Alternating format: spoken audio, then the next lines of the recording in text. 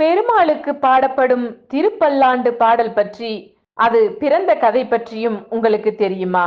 வைணவ ஆழ்வார்களில் ஒருவரான பெரியாழ்வார் விஷ்ணுவை குலதெய்வமாக வழிபட்டார்.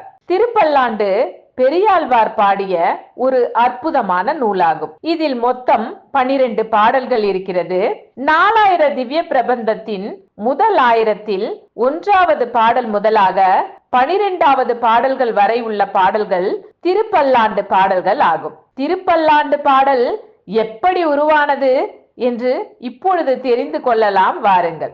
ஒருமுறை மதுரையை ஆண்ட வல்லபதேவ பாண்டிய மன்னனுக்கு தான் இறந்த பிறகு முக்தி கிடைக்க என்ன செய்ய வேண்டும் என்பதில் சந்தேகம் ஏற்படுகிறது.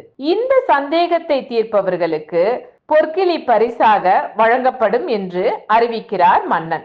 ஆண்டாளின் வளர்ப்பு தந்தையான பெரியாழ்வாருடைய கனவில் தோன்றிய பெருமாள் மதுரை சென்று மன்னனுடைய சந்தேகத்தை தீர்த்து பொற்கிளியை பரிசாக பெற்று வா என்று அவரிடம் கூறுகிறார். அரங்கனின் ஆணையை ஏற்ற பெரியாழ்வார் மதுரை சென்று அங்கு நடந்த போட்டியில் வெற்றி பெற்று மன்னனுடைய சந்தேகத்தையும் தீர்த்து வைக்கிறார்.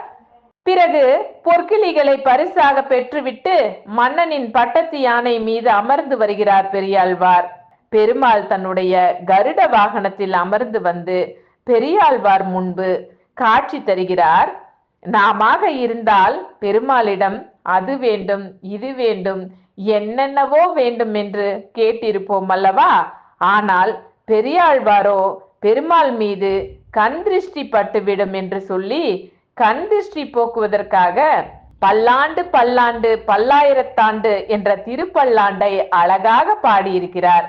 திருப்பல்லாண்டு பாடல் வைணவ பக்தியின் உச்சத்தை தொட்ட பாடலாகும்.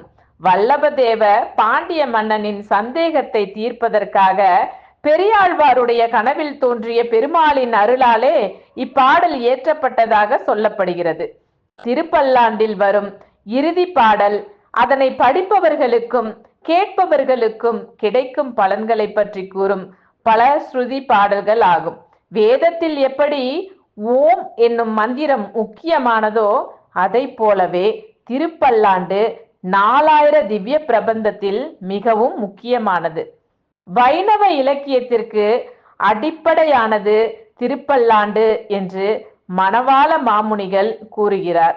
இத்தகைய சிறப்பு வாய்ந்த திருப்பல்லாண்டு பாடலை தினமும் பாடி வாழ்வில் வளம் பெறுவோம், இறைவனின் அருளையும் பெறுவோம். இது போல இன்னும் நிறைய ஆன்மீக தகவலை தெரிஞ்சுக்க நம்ம மக்கள் நாள்காட்டி யூடியூப் சேனலை சப்ஸ்கிரைப் பண்ணுங்க.